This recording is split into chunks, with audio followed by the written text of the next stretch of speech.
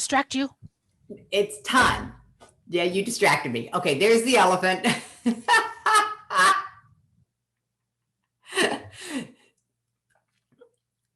There are moments that are just amusing. And having fun is what we do here on the Suicide Prevention Show. So we are waking up the world with the power of positivity. We are here to make suicide, especially teen suicide, a thing of the past. And I just want to take a moment and share with you the journey we are going to go on together now, because I'm super excited. We are going to take an attitude and transform this. This is the age of transformation, and we've been busy doing our whole lives. We're going to go into the world of true transformation, learning how to just be with Jeanna Smith. So, Jeanna, join me in the studio.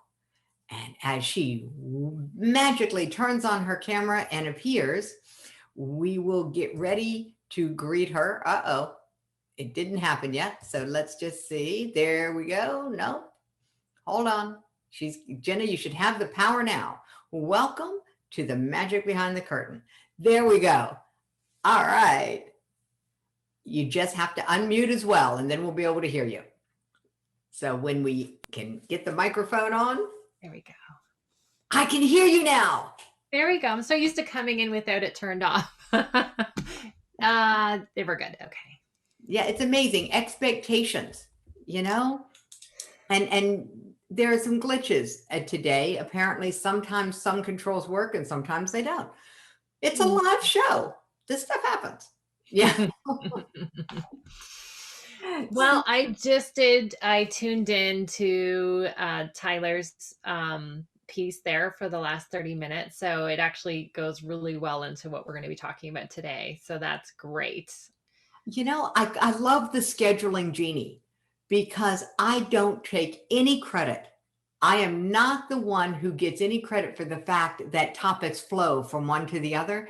That is totally up to the universe and what everybody's independent schedules. And it always works. Yes. Yes. And that's what we're going to be talking about. So I'll leave you to guide me to where we want to go. Well, we'll start with something really simple and just some background. This whole transformation topic, when did this become a thing for you in your world? Never been asked that before. Welcome to the show. Yeah, welcome to the show. I am not your typical, I should come with a disclaimer. I'm not your typical interview host. And I take all of my questions from Divine Guidance. Awesome. So there we go. Divine Guidance says, when did transformation become a thing for you? Well, I'm going to discuss what does transformation mean. I think it's one of those words. For me, the biggest thing growing up was that I was an intuitive and I was an empath and I could feel things, but other people weren't engaging in those similar. Everyone has it. Everyone has the ability to feel feelings, but everyone suppresses it. So transformation for me showed up when I learned transformational coaching, but my entire life has been bopping between worlds, between feeling more at home in nature than in the Roman Catholic Church when we had to stand up, sit down, listen to this guy tell me what to do. None of that truly all resonated with me. So I was always bridging between the worlds either way. And then transformation for me became the ability to own and know all of your human abilities and capabilities, like emotions and relationships and healing your past. So that's the psychotherapy end of things, the recovery end of things. Whereas, typically with my transformational mindset, it's how do we create from creation versus a reaction versus past programming versus ancestry, etc. So transformation to me is a capacity to go from one way of being to another while still maintaining authentically who you are, because you're actually becoming more of who you are. there we go, but maybe not who you thought you were. Yeah. Yeah, from your mind, like from your programming, from that sense of small identity that we are kind of just we just kind of go along in our lives and we think we're this identity, this personality, and we're so much more than that. Cool. So you've been on this journey because you've been aware of this duality for Mhm. longer than most people. When Yes. do most people start to become aware? When life gets crappy. Great answer. They don't kind of just go, I'm going to try. I mean, I would say 1% of people would just be like, that's cool. I'm going to transform my life. I'm going to put effort in. I'm going to break down identities and who I thought I was. Like, it's not sexy. It really isn't. Like, it is hard. It is challenging. And so, yeah, kind of like your life already usually is broken. And then people go, oh my gosh, I have to do something different. Or their life is just trucking along and everything's good, which actually most of my clients, everything looks good and they've done all the things, but they don't feel deeply satisfied. Something's missing and they still have to kind of keep it up, because that's what got them there. But trusting they're enough, so there's the two things: your life is complete shambles, everything's breaking down, or everything looks perfect but you are not, like, you just don't feel like you're there, like you can really feel it. So you've checked all the boxes, you've done all the things, and there's not a sense of satisfaction. Mm-hmm. Mm-hmm. That can be a pretty messy place for a lot of people. Oh yeah. Oh yeah, because they're like grumpy. They're like, where's my happy? I did all the things. And now I'm 40, 50, 60, 70. Where's my happy? Yeah. Yeah. So cool. So when somebody wants to start this journey and they want to answer the question, where's my happy? Yeah. What's the first step? Well, first it's to deconstruct happy. So there's, what we think it should be or should feel like. And how I'm actually going to answer this question is we have an addiction to positive vibes and happy thinking and thinking positive. And speaking of, teen suicide prevention, I believe in emotional diversity because it's in alignment with energy. So energy isn't good or bad. It's just energy. So if we can take the polarity out of happy is good, sad is bad, then we'll have freedom and possibility. Okay. So that's a big thing to unpack. Yep. We can take the polarity out. If we have no judgment about good or bad, and some of the most amazing philosophers of all times have tackled this topic. Oh, yes. Yes. Then we'll have freedom. Mm-hmm. Freedom from what, or freedom to what? Nothing and everything. I mean, that's the thing. Like, right? Like, so freedom is freedom. Freedom is that you don't have to be happy. And by not having to be happy, you're free. I mean, that's the being place where there is, as soon as you try to put a construct on it, you're no longer free. Well, and so it's freedom from needing to feel a certain way. Absolutely. Yeah. And judging that good or bad, right? I'm seeking this, and I'm rejecting this, I'm rejecting this. I mean, that's why it takes so much energy and effort, and you're fighting life and you're always on, versus our topic today, which is when you've done all the doing, it's time for being. And being doesn't mean sitting on a hammock and doing vision boards. Like, it means it's a way of being in the doing. So you're being first, then doing. So you could be doing nothing and you're good. You could be doing something and you're aligned and on track. Got it. So it's coming into the world, living into the world from a place of centeredness. Yep. Okay, so I'm getting it. I'm like, the language is like eluding me on this. Yeah. Mhm. So from a place of centeredness, and then from a place of centeredness, what do most people notice that changes? Well, I notice it every so what I do is bring people back to their original resources, your body, mind, heart, and spirit intelligence systems. That creates the centeredness. And as we start to weave these things back into your life, who you already are, so it's actually easy because it's already here, already working with you for you, but you're not there. So it's like just bringing it back together, bringing your, like, Taylor did some exercises on brain heart coherence and actually sensory, being in your body. Mhm. As those things start to weave back in and you get to be a more integrated, grounded person, um, a sense of contentment and less striving from a mental perspective, from an emotional perspective, people tend to feel a lot less drained.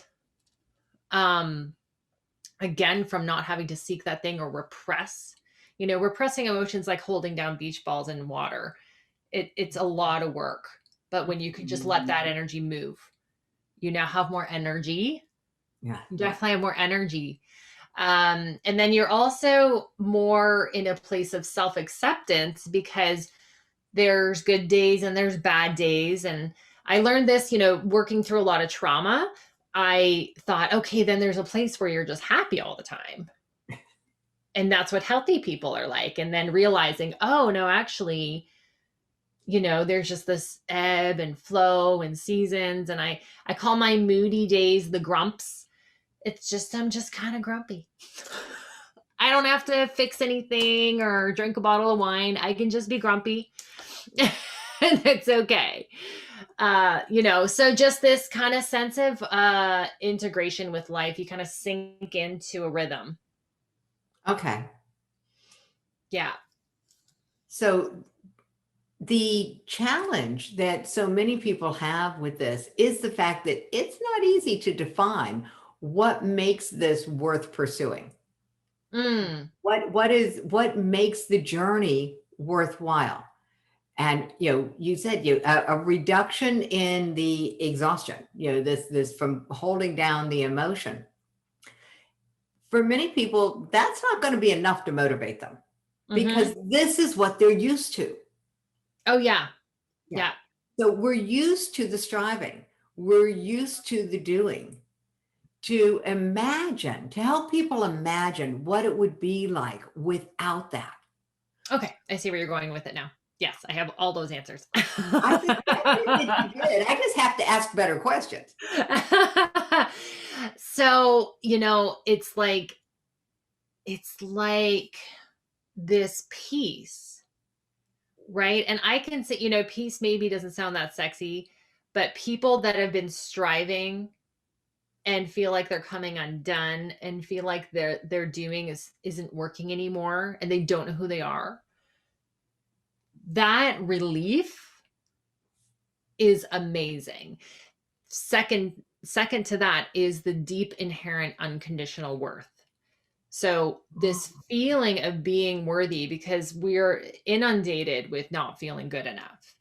When you're back in tune with your resources, your mind, body, heart, and spirit intelligence systems, your human and your being, you don't even think, am I worthy? It's not even a question. When you're only stuck in your mind and you're not embodied and you're not in your heart space and you don't have access to your spirit, that's the only time that can take up mind space. Okay, so that's a lot because you just used the word embodied. And I think for the first time, I've got a pretty clear definition of what that actually might possibly maybe look like or feel like. Hmm. Can you take us into that language? Because we often use words that mean something to us, but maybe not Mhm. to other people. And embodied is one that I don't get very easily. Yeah. And no, you and 99% of people, because we're in a mind dominant society. So, do you know any clients I've had that do yoga and they run and they meditate and they do the calm app thing, but they're doing it from their head. They're scanning their body from their head. They're still not feeling the sensations and experience of being in your body because it hasn't been valued. No one, to your point, no one's created a case for it enough that's grounded enough, right? There's a lot of woo-woo speak out there, but it's kind of like, oh, okay, but I don't want to dance around with purple scarves. I want to make $1 million or whatever the thing is, right? So some people haven't really got on board with it, but true embodiment is your instinct and your intuition, a deep sense of confidence because you're here, charisma. Like you walk in, I walk in a room because I'm embodied. And, it's other people that tell me this. They're like, oh, I just can't help but like have to look at you. And it's not because I'm tall, it is because I'm here. Okay. So embodiment would look like being present in your body and being fully 100%. present in the moment. Mm-hmm. Okay. So we're getting closer to this. All right. Good. But I really am a big proponent of taking concepts and turning them into what I call cups, which is something that's concrete, universal, and picturable. Mm-hmm. So one of the benefits of understanding embodiment and this concept of transformation is that you then show up as totally present Yes. in a room, which not such a bad idea because it does make you stand out in a room. Mm-hmm. But that presupposes that you feel safe standing out of the room. Everything to do with safe. When you're really embodied, you feel fundamentally safe. Got it. Okay. So it actually solves the problem that prevents people from seeking it because they don't feel safe. They don't feel safe to stand out in a room. Mm-hmm. Well, the thing about presence is that you won't always stand out in the room. Like it's kind of my nature. I am 5'10". I am a speaker. I am a singer. So there is this a tiger walked in the room energy. But if you're more of like aardvark energy or like something a little more subtle, you could still walk in the room. But there is a palpable difference. Mm-hmm. Someone owns that particular frequency and energy of who they truly are, mm-hmm. even if it's not jazz hands energy. And that's the thing. We over value this kind of like entertainment, sports star, extrovert world. But somebody who is deeply present doesn't need to be something they're not. And there's something just when another person will feel safe with them. Another person will feel like they can be themselves with that person. Got it. Got it. Great distinction. Okay, good. Mm-hmm. So we're starting to parse this out a little bit because the language that you're using to describe this is such beautiful imagery of this idea of actually being satisfied, of feeling at peace, of feeling confident, and of the sense of deep worth. So those are the ones that I've written down out of what you've said so far, because they were just like, they answer basic human needs. Mm-hmm. Where else does this show up? This shift that you've been guiding people through. What else changes? What other changes do they have? A lot of them will come wanting a certain outcome, but then the other areas of their lives change. So when you change your relationship to yourself, fundamentally, your relationship to yourself is what I'm working with people on a lot of the time. Your relationship to reality itself changes.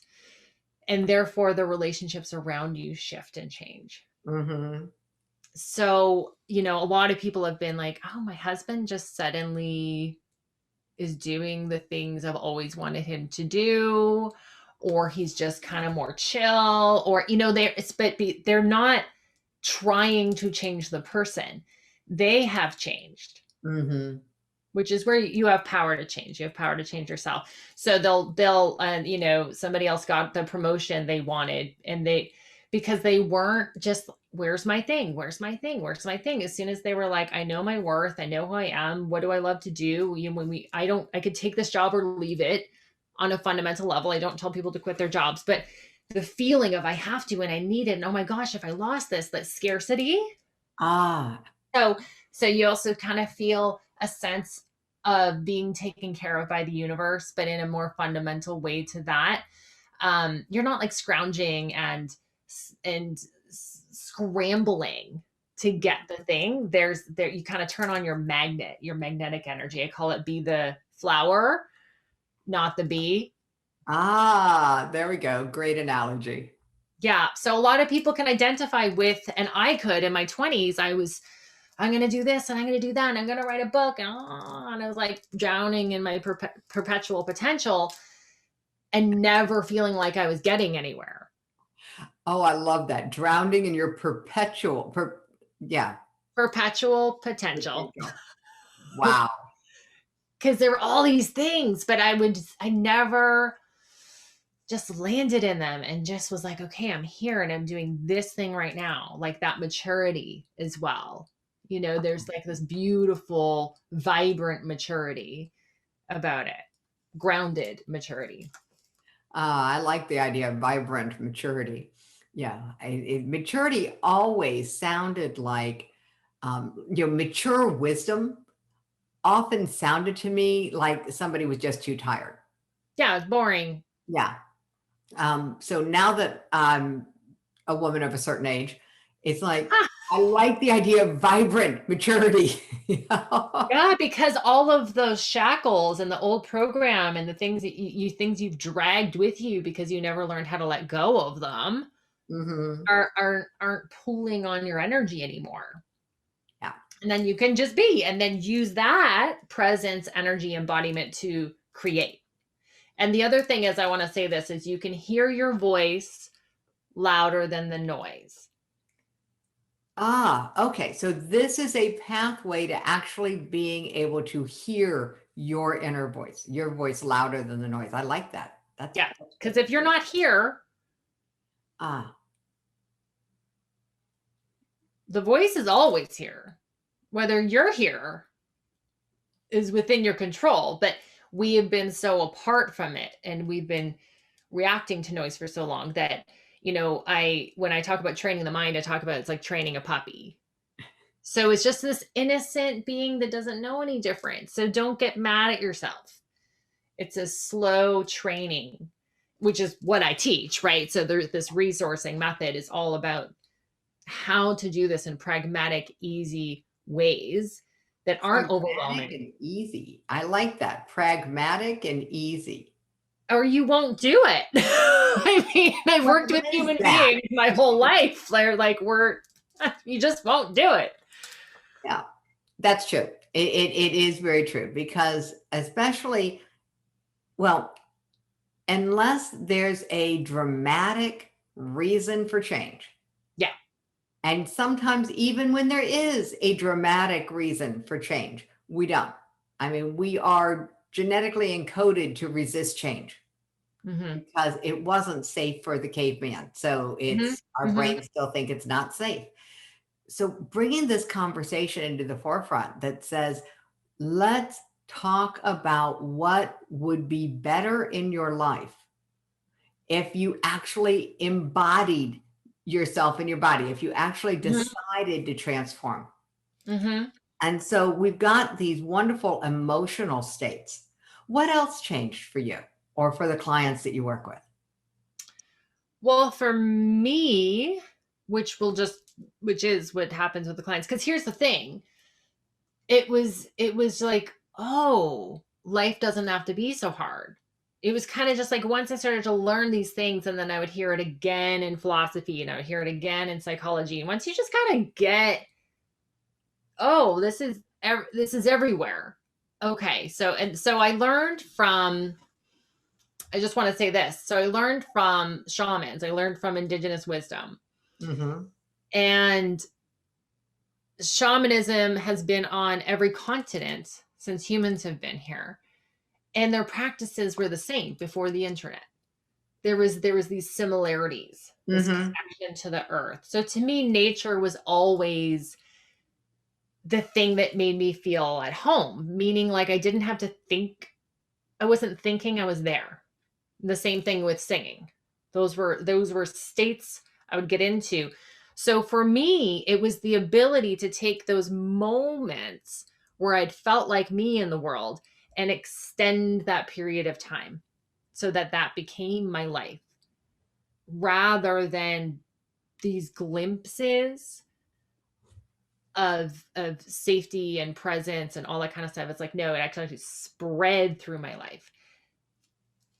Got it. All right. So the glimpses were happening when you were out in nature, when you were singing, you had the moments of experiencing embodiment and then developing the practices that allowed you to expand that. And I just want to say embodiment, what is essentially from a shamanic perspective, my spirit fully being in my body. Got it. So not like body here and spirit roaming off. Yeah. Gone to visit somebody else. Yeah. Well, just like stuck in pieces of the past and stuck in traumatic moments and just stuck at the store because we're just so ungrounded. Just this is really, really important. This piece right here, this visualization of where my essence, where my spirit could get detached, could get stuck away from me. And I love the fact that it could be as mundane as, it's still in the store. Yeah. Yeah. It doesn't have to be major dramas and traumas. Absolutely not. No, we just like what we just got. We're so used to being disembodied, and we're so used to being fragmented. And then there's just this socialization about it, that's how we relate to others. And then when people learn another way and that there is another way, they're very interested. Like I'm not, the work I do isn't for everybody, because some people are just like, well, I just don't want to do that. And I just don't see the point in that. But those that do are passionate about it. They've been seeking, they've been wanting this, they've been smelling it too. They've been like, but I had it when I was on the beach in Cabo. Where'd it go? How can I get it back? Like they know they want it, or they've had that glimpse of it and that taste of it, and they just don't know how to get it back, right? Because you can't do it from the doing, right? That's this new way of being that anybody and everybody can learn because it's your nature. That's an interesting point, that it is our nature to be embodied. Yeah. So we're kind of born that way. I mean, yeah. We have hands. Yeah. So that's our nature. And then life happens. And then we forget. We're forgetting the thing. So this is about when you're ready to remember. And what's so good about remembering is coming back into a space where you can be in your life. When I realized that I was spending very little time in my life, I could get to the end of the day and not know what I did that day. And so that was my first clue that there was something about my languaging around it was, if I don't change this, I'm going to get to the end of my life never having lived my life. And so it was from that point that, and I equated it then with the fact that I was following other people's judgments, opinions, and expectations. Oh, yeah. I didn't equate it with a lack of embodiment because I hadn't had this conversation with you. No, and I mean, you won't. No one's waking up at 2 a.m. going, lacking embodiment, can't sleep. Like, that's not the thing. Like, the thing is, I'm running out of time. Am I here? Like that panic of life is not by.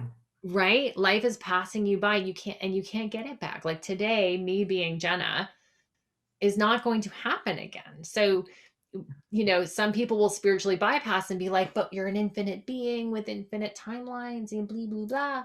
It's like, no, I'm also this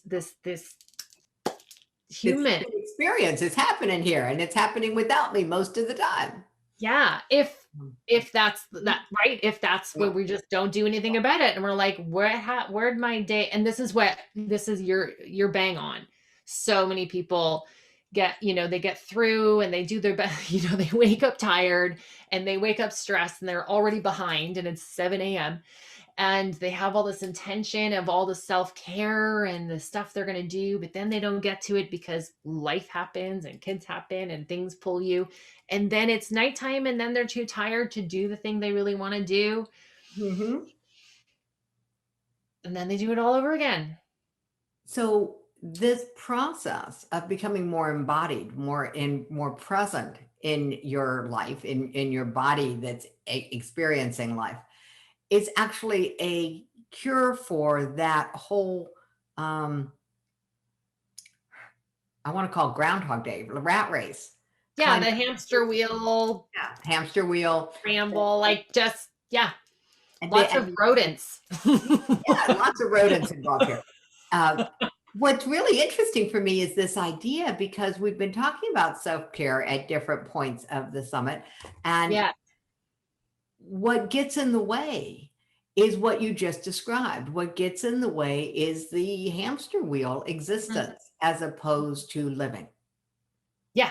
So I call it reacting versus creating as well. So okay, when you learn to be a creator again, which is your nature, because we're predator animals, like we're predator mammals, right? We're high on the food chain, but a lot of us are scrambling around like rodents. I mean, that's what's so interesting, that there's those sayings. But that, when you look at a tiger, they don't have to prove anything and they're very impressive. They could be napping and that's okay for them, and we forget that. So when we can retune our relationship to ourselves so that we're intentionally weaving, this isn't doing an hour of yoga and an hour of this and eating all organic, like it's weaving in small pieces of who you really are into your day, so that self-care isn't just this thing people do, that it's not external to your day. Yes. It's an integral part of your day. Yes. And that's why I call weaving it in increments. And that's really interesting too, because we have a system called time. Yes, we do. And then we have systems for managing ourselves in time. Mm-hmm. And one of the ones that I hear people talking about a lot is something called time blocking. Yeah. And it's like, it's all about what am I doing for each of these segments. And I can see where the focus on that could actually be a problem. If used from a place of only doing. I love intentional time blocking. Okay, good. Tell me about intentional time blocking. So it isn't about, okay, from 1 to 2 this, and from this to that this, and to this to that. So like it's like you can't come from, even though that might be what you end up doing, but you can't come from this sort of militant forced thinking. Okay. If that makes sense. I'm getting it.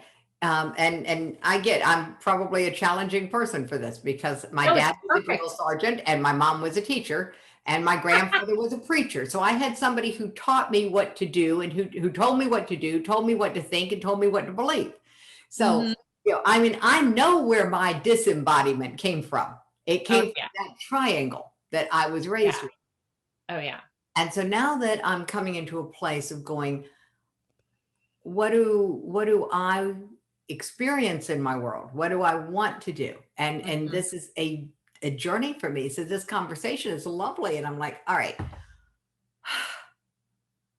baby step me, because I'm almost getting it. But the concept of time blocking, I understand that from the outside, time blocking might look like time blocking, whether it was done from my head or from an embodied place. What would be different? Well, this is the whole talk today, is the doing from being. So, so let's talk about meditation briefly, and then I'm going to talk about time blocking. So I'm sure you talked about this during the summit, but meditation isn't not thinking thoughts. Thoughts will happen. It is training the puppy. No, stay. No. No, stay. You don't have to say, shut up, you idiot, or you're so dumb, why don't you get this? Or we should be doing this right. My favorite is when I'm teaching, Sean Taylor was saying about teaching live and he misses teaching live. I'm going to talk about time blocking. Don't worry, I got you. When people are like, they're like peeking to make sure they get it right. And they're adorable. It's so funny. Like, we're just such a cute species of beings, right? Like, we're so harsh with ourselves. So it's like bringing back these elements of wonder and awe and possibility and openness as you do something like time blocking. So it's not just bloop, bloop, bloop, bloop, bloop, bloop, bloop, bloop. You're doing that. That's just like, then you're just like breaking up the hamster wheel day. Yeah. Into pieces of a pie. That's not what so yeah. How I would use the tool of time blocking would be, what are the three, I would like get real tuned in, get into my heart space. What are the three things I need to move forward today? Got it. So it's not how much can I get done? What are the things I should be doing? It is the checking in with what are the three things that are important for me. Yeah. What's going to like really like be important today? And that comes from a whole big arc of, your why and this kind of stuff. But for most people, if they just start with getting more intentional about each day, that is going to start bridging out. And then they can ask the bigger questions. And then again, they're not so scary because you've built up confidence. Confidence, you're not born with confidence. Confidence is built up. So stop trying to be confident,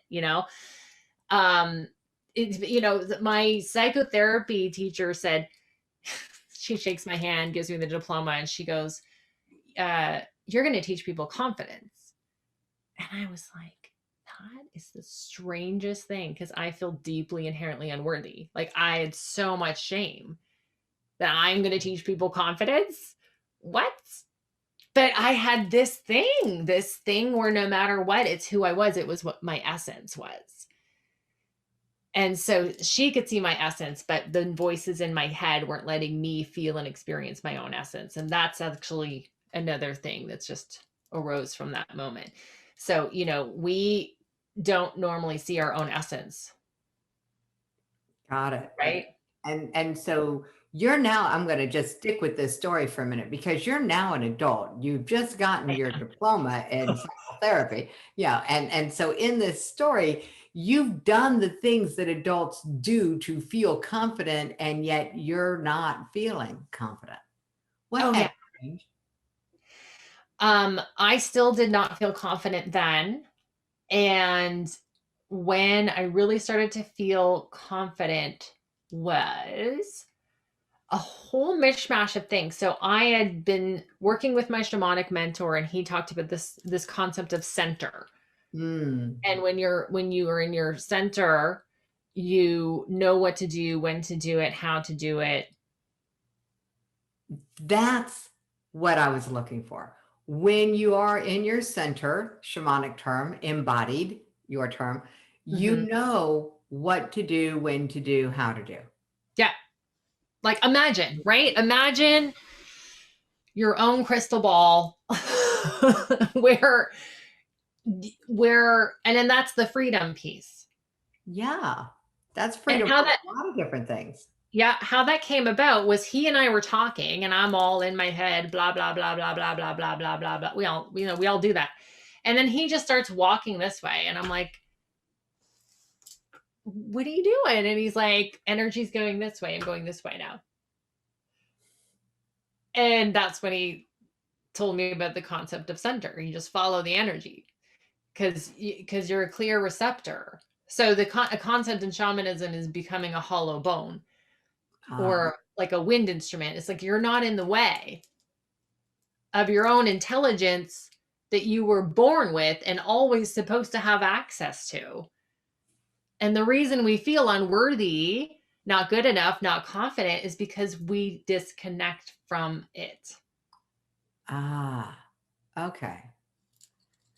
So getting back grounded into the self and simple practices. And you talked a little bit about some of them, meditation being one. And yes, meditation is not about having an empty mind. It's about sort of having a managed mind.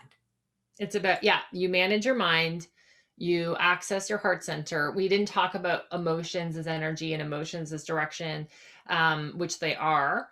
They're deeply misunderstood.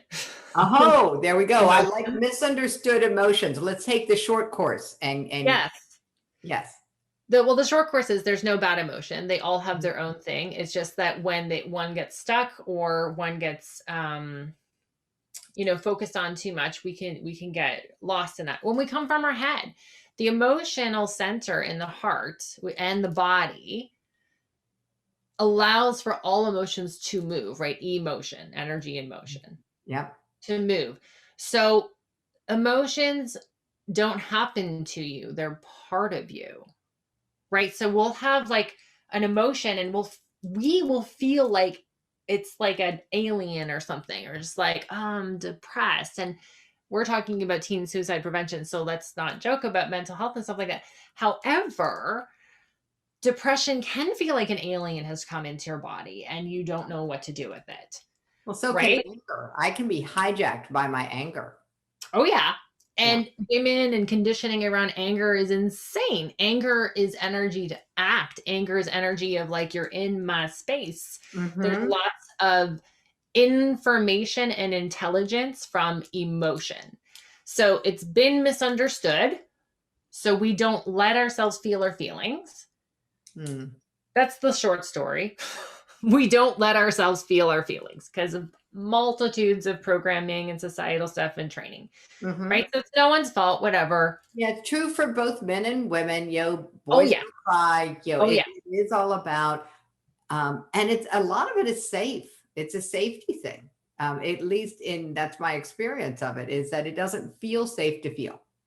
Because of the Yeah, because of the right, you know what I mean? Just the collective misunderstanding about it. mm-hmm. But when you can start to feel safe, like with my clients will start in their session, right? Where like my being, like any good guide, any good coach, any good Sherpa, we talked about Sherpas in the last one, allows them to feel safe to feel.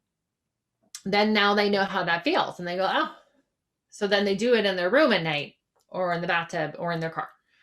Mm-hmm. Right, where they're safe, they're becoming, and I talk about a triangle of being. So your inner child, your inner adult, and your higher self, and then there's your center of being, right? Your human and your being. So your human, your animal, your relationships, your here physical world, and then you have this being place, your Mm-hmm. spirit, your consciousness, all that kind of stuff.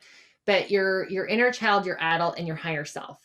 So Mm-hmm. the inner child is that what we call emotions, right? Like, oh, you're being childish, or you're being this. So we're judging these emotions, but they're information centers. They're energy for us, right? That's why like mature can feel so blah.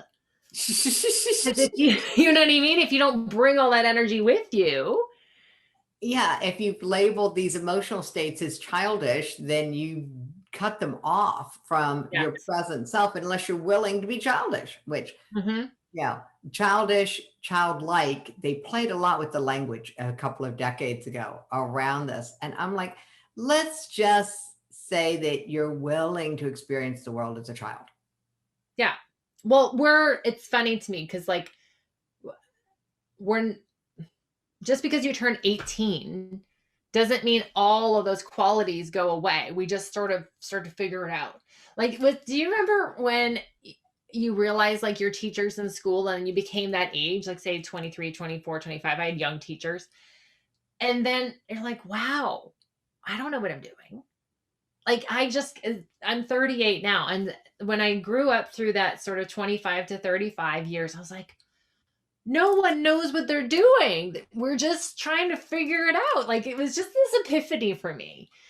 But what I like to say is the word innocence. I like Mm. to say the word innocence because we have all of these ideas of who we should be and how we should be and how we should win and na. And we could just like, oh, just stop. Just like, who do you want to be today? Who are you really? How do you want to live this day today?